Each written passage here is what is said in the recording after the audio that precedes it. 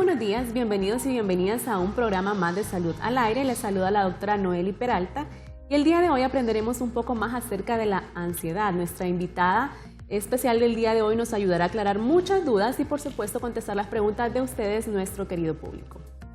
Y le doy la bienvenida a nuestra especialista invitada del día de hoy. Ella es la doctora Laura Mendoza. Doctora, bienvenida por segunda vez a nuestro programa. Muchas gracias por invitarme. Doctora, vamos a empezar explicando qué es la ansiedad en sí. Bueno, la ansiedad, para explicar un poco, hay ansiedad normal y hay ansiedad patológica, ¿verdad? Y hay enfermedad, ¿verdad? Entonces la ansiedad es esa emoción, por decirle, que sentimos cuando nos enfrentamos a una amenaza, por ejemplo, y es lo que nos motiva nuestro cuerpo para la huida o la pelea, como le dicen. Entonces, por ejemplo, si sentimos que algo malo va a pasar, que nos puede morder un perro, que nos va a atacar un oso, que nos pueden atropellar, todos sentimos ese acelere de adrenalina, ¿verdad? Que nos motiva a quitarnos del camino o a hacer algo. Entonces eso es normal y eso es para supervivencia del ser humano.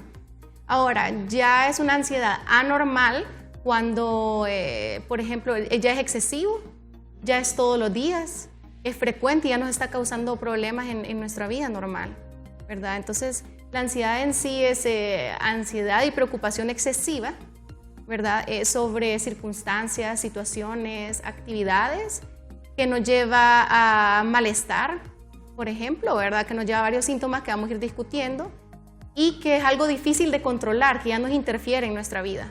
Así es. Doctora, entonces nos menciona que todas las personas tenemos ansiedad de la normal que nos explicaba, ¿verdad?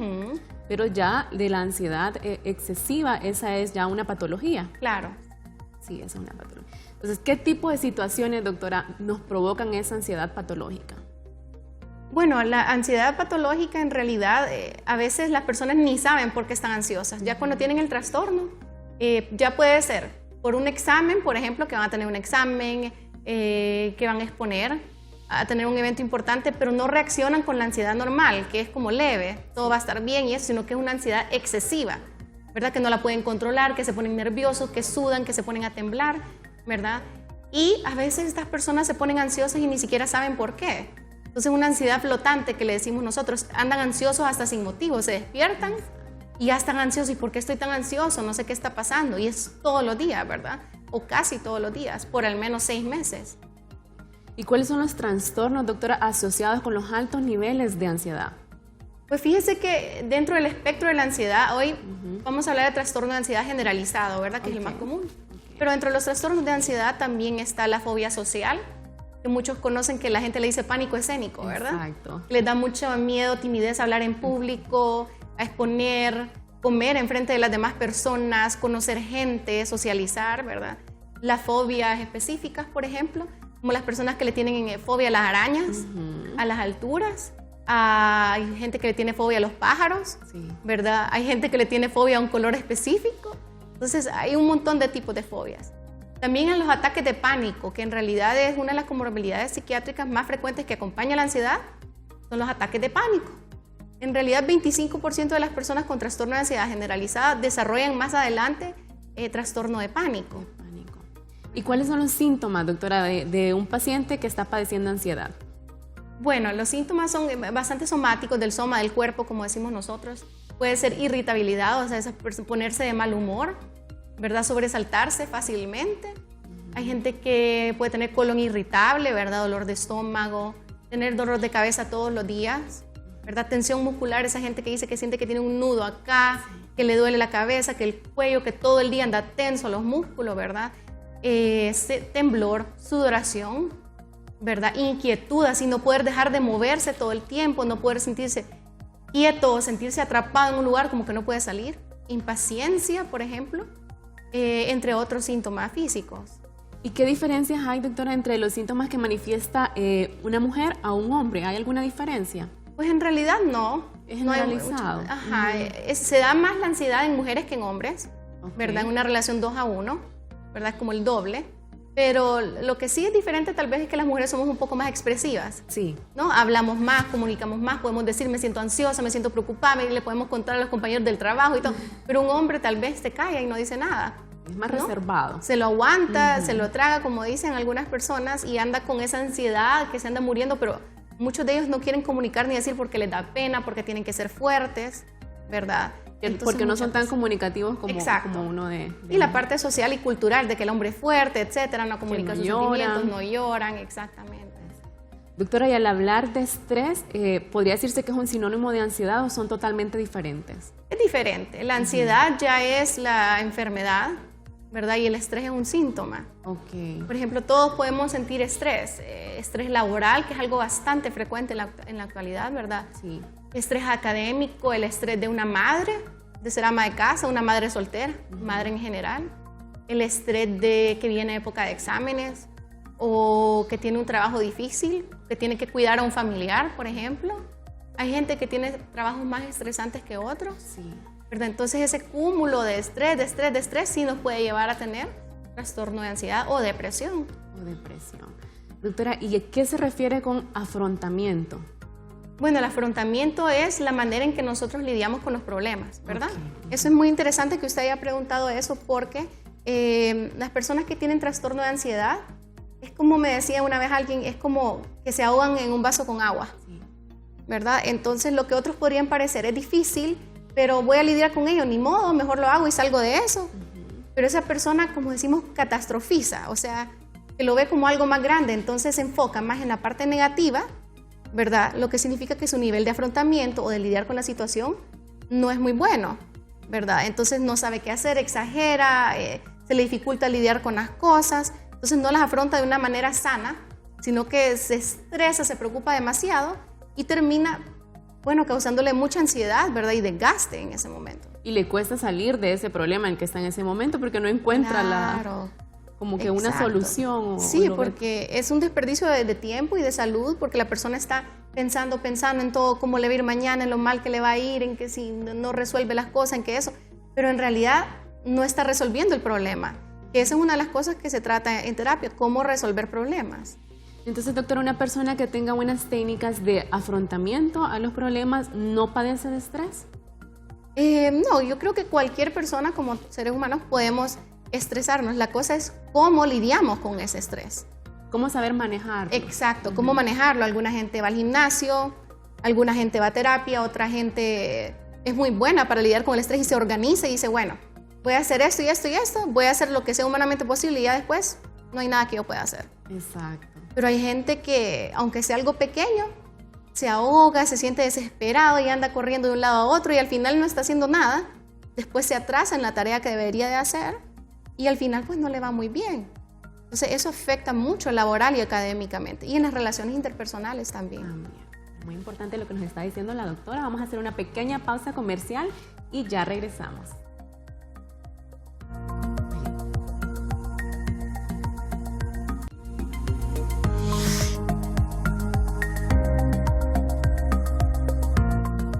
Gracias por continuar con nosotros. Hoy estamos con la valiosa visita de la doctora Laura Mendoza, quien es médico psiquiatra. Doctora, ¿es normal tener estrés y ansiedad al mismo tiempo? Claro que sí. Sí.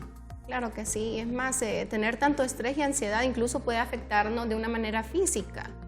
En el sentido que cuando tenemos mucho estrés, ansiedad, ¿verdad? Eso hace que se nos aumenten ciertas hormonas y sustancias en el cuerpo, por ejemplo el cortisol, ¿verdad? Para hacernos reaccionar a ello, ¿verdad? Como supervivencia, por ejemplo, como la adrenalina que dicen las personas, ¿verdad? Entonces, que se esté elevando de una manera muy crónica, frecuente, nos puede llevar a tener hipertensión arterial, nos puede llevar a tener diabetes, ¿verdad? Porque aumenta los niveles de glucosa, o sea, de azúcar.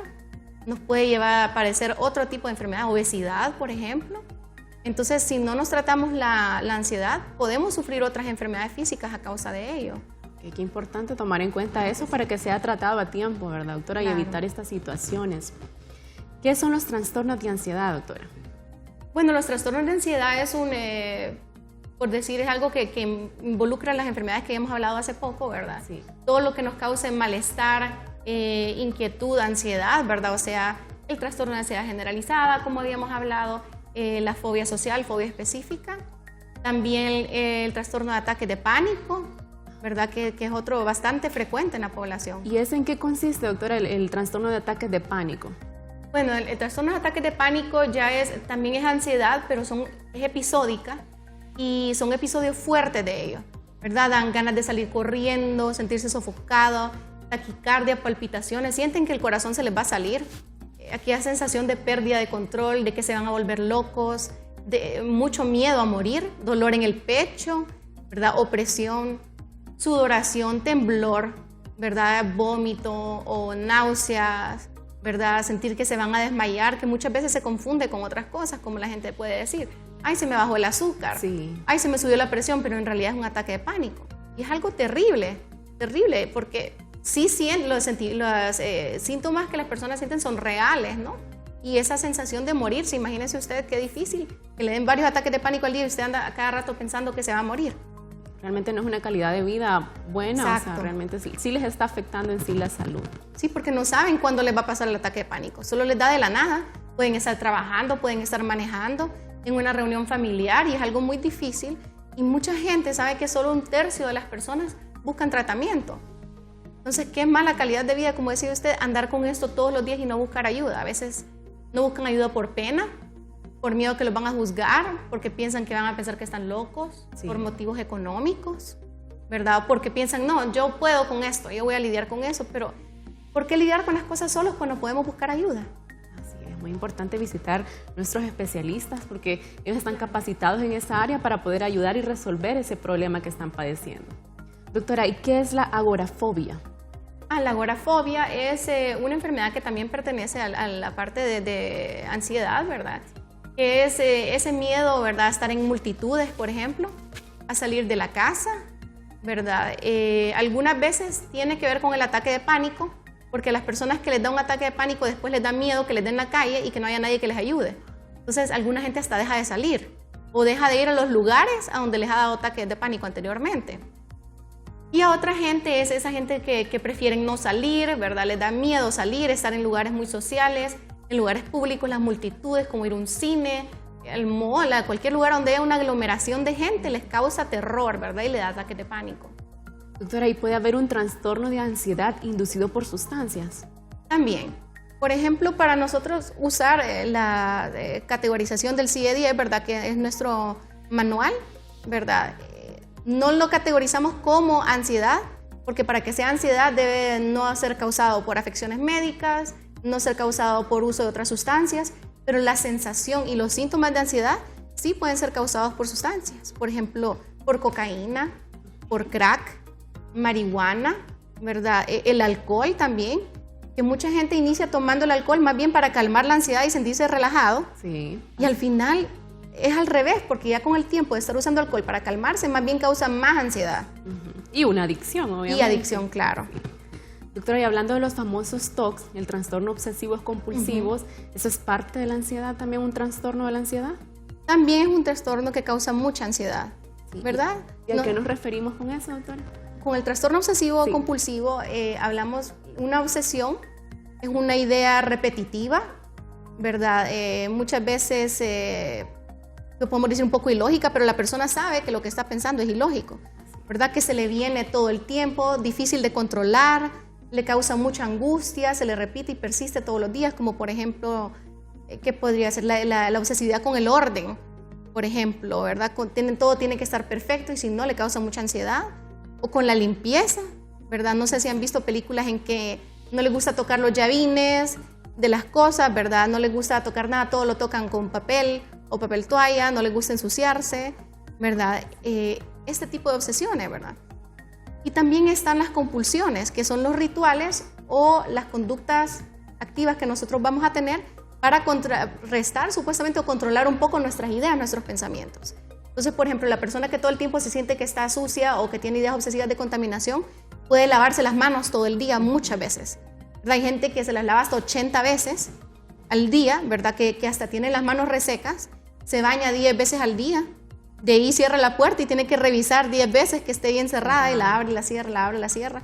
Entonces, este tipo de conducta, ¿verdad? De compulsión, no es que a la persona le causa placer, lo hace para disminuir la ansiedad que está de sus pensamientos. Entonces, en su cabeza, si me lavo las manos, entonces ya no estoy sucia, entonces ya se me va a controlar acá. Pero imagínese usted cómo le afecta la calidad de la vida a la gente, porque todo el mundo está lleno de contaminación, de suciedad, desorden. Sí, realmente les puede afectar.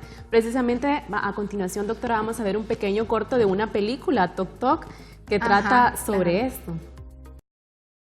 Bueno, mi TOC más importante es la incapacidad de caminar sobre las líneas del suelo y mi obsesión con el orden y la simetría. ¿Y dices que eres? Otto.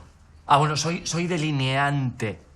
Es un poco absurdo, pero tengo que decir otra cosa, que vivo con mi madre. ¿Eso también es un TOC? No, es una consecuencia. Mi relación más larga con una mujer han sido 3 días. Bueno, no lo entienden ellas. ¿Y te has dado cuenta que dices muchas veces la palabra fenomenal? ¿Sí? No creo. Sí, no creo. Sí. Fenomenal, fenomenal. ¿Fenomenal, seguro? Fenomenal. ¿Eso también es un TOC? No, es más falta de conversación. ¿Puedo hacer una sugerencia? Veréis, es que una psicóloga me dijo una vez que el color que elegimos tiene mucho que ver con nuestro estado de ánimo en general, ¿no? Por ejemplo, si eres una persona depresiva, tu color será el negro, ¿no? Pero si eres una persona optimista, ¿cuál será tu color?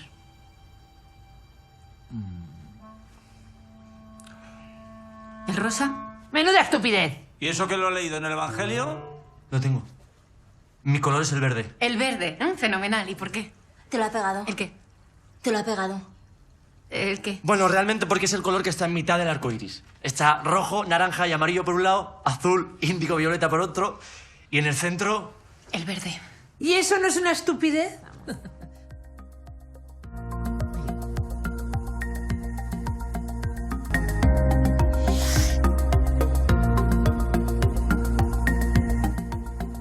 Seguimos conversando con nuestra invitada del día y conociendo un poco más acerca de la ansiedad. Doctora, cuéntenos, ¿hay una relación entre ansiedad e hipertensión arterial? Claro que sí.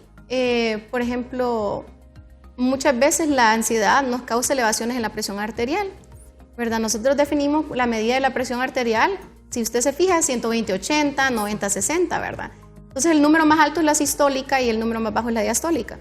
Cuando usted le toma la presión arterial y está elevada solo la sistólica, quiere decir que es por ansiedad probablemente, ¿verdad? Pero que lo tengamos una vez alta no significa hipertensión arterial. Ahora, si pasamos persistentemente con ansiedad y con elevaciones en la presión arterial, puede ser que ya se cronifique y ya tengamos el trastorno, ¿verdad?, de hipertensión arterial secundario a ansiedad, ¿verdad? Ya diagnosticado como... como...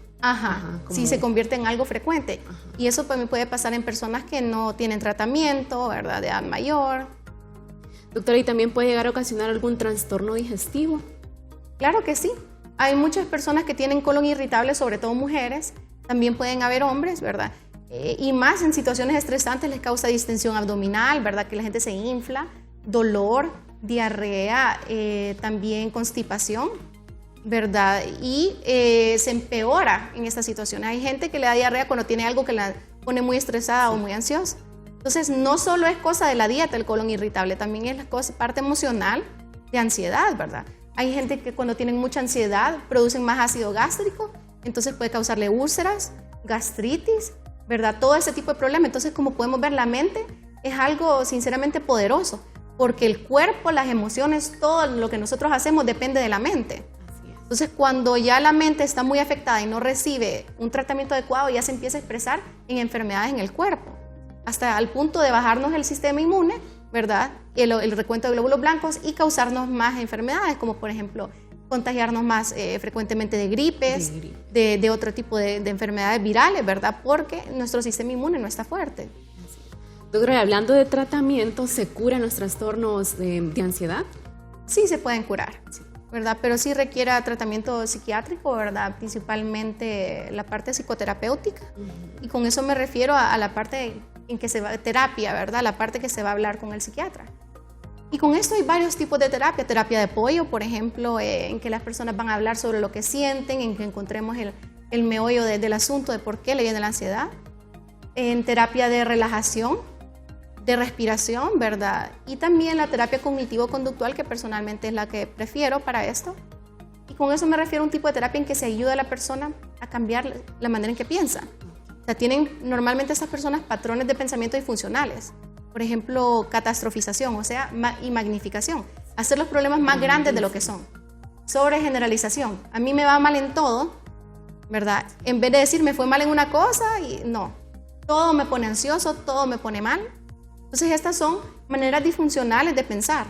Entonces con la psicoterapia cognitivo-conductual cambiamos eso, la manera de pensar en una manera de pensar más constructiva, positiva, ¿verdad? Ayudamos a que las personas no sean tan rígidas para pensar, tan cerradas, sino más flexibles. También ayudamos a mejorar los mecanismos de afrontamiento, que es lo que estábamos hablando hace poco, ¿verdad?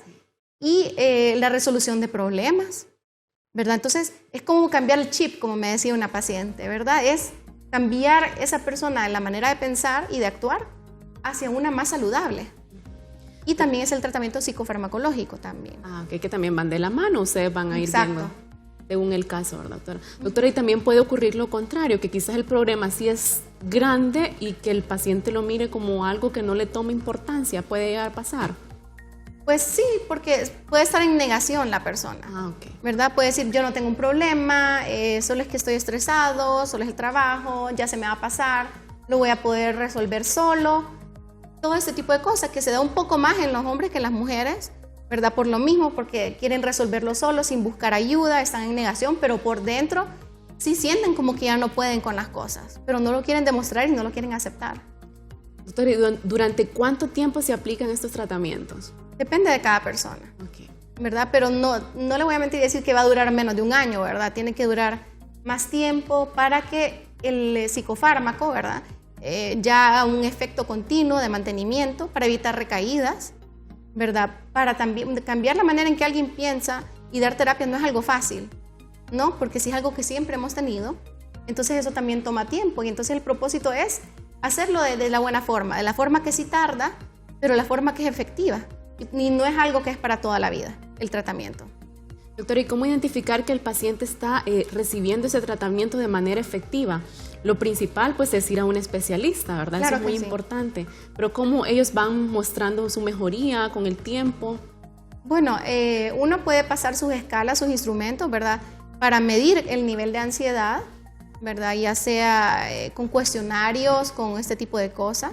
O también en la parte clínica, lo que nosotros observamos, vamos haciendo nuestros apuntes. Entonces después, en cada sesión, vamos viendo en qué cosas ha mejorado. En escala del 1 al 10, cuánto ha mejorado en esto, cuánto ha mejorado lo otro. La persona empieza a dormir mejor, ¿verdad? Porque el insomnio es algo muy frecuente en la ansiedad. Las pesadillas también. Mejoran sus relaciones interpersonales, se siente más libre, más tranquilo, lidia con las cosas de una manera más saludable, ¿verdad? No se ahoga en un vaso con agua. Y poco a poco, porque sí requiere paciencia, van viendo el cambio. Y uno tiene que demostrarles para que ellos vean que los frutos del esfuerzo que están haciendo, porque sí requiere esfuerzo. Así es. Nos vamos a hacer una pequeña pausa comercial y regresando contestaremos las preguntas de ustedes, nuestros televidentes.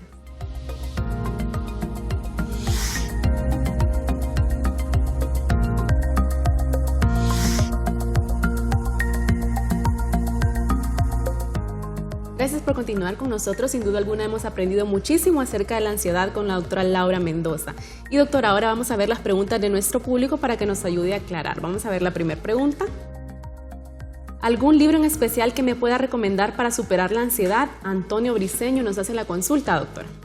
Pues hay varios libros de autoayuda, ¿verdad? Pero yo pienso que la ansiedad es mejor buscar ayuda profesional, y mientras está buscando ayuda profesional también leer libros, porque no es lo mismo tener un acompañamiento, ¿verdad?, que hacerlo solo. Entonces no hay uno en específico que yo recomendaría. Entonces lo más recomendable es visitar a la especialista y ella les va a ir ayudando a mejorar esa situación por la que están atravesando. Vamos a ver la siguiente pregunta. Doctora Mendoza, me pongo nerviosa por cualquier cosa 24/7 y me dan ataques de risa por el mismo nerviosismo. ¿Es un síntoma de tener ansiedad? Lilian Paz nos hace la consulta, doctora. Claro que sí.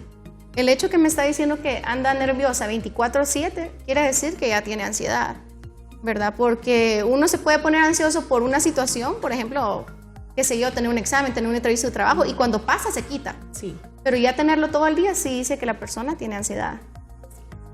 Vamos a ver la siguiente pregunta. Doctora, ¿la ansiedad puede llevarme a tener otro tipo de patología? Abraham Cásula nos hace la pregunta. Claro que sí. El 59% de las personas con ansiedad desarrollan otra o tienen otra enfermedad mental, ¿verdad? Les puede dar ataques de pánico, agorafobia, alguna fobia, depresión, ¿verdad? Lo que hablábamos de poder llegar a desarrollar hipertensión arterial, no es que todos lo van a hacer, pero puede predisponer. Diabetes mellitus, tener otro tipo de problemas, entonces, sí, Sí, puede 25% de las personas con ansiedad desarrollan trastorno de ataque de pánico. Vamos a ver la siguiente pregunta. Doctora, ¿un niño puede padecer de ansiedad? Estela Zúñiga nos hace la pregunta. Claro que sí. Desde que el niño está muy pequeño puede padecer de ansiedad, se manifiesta de diferentes maneras, ¿verdad?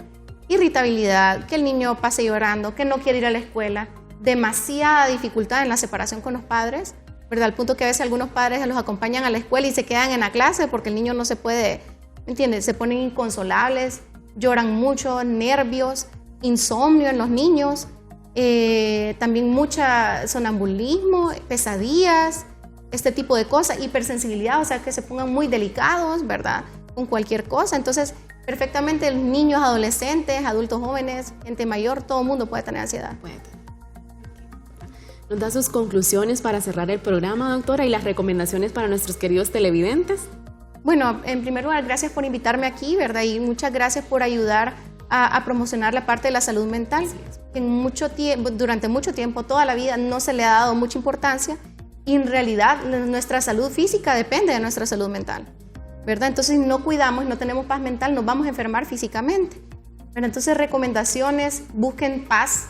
Si tienen mucha preocupación todo el tiempo y es constante todos los días, busquen ayuda, un especialista, no están solos, ¿verdad? Pueden buscar a alguien con quien hablar. No es lo mismo que hablar con un familiar, ¿verdad? Que hablar con alguien que lo puede ayudar, por ejemplo, un psicólogo, psiquiatra.